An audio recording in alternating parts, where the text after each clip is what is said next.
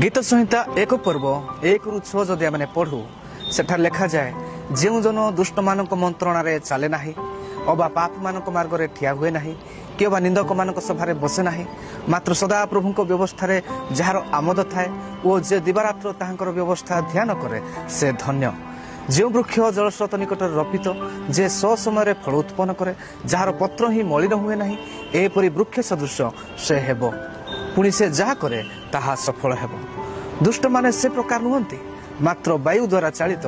तुष तुल्य अटंती ए हेतु दुष्ट माने विचार स्थान रे अबा पापी माने धार्मिक मानक मंडली रे ठिया हेबे नाही कारण सदा प्रभु धार्मिक मानकर पथ जानती मात्र दुष्ट मानकर पथ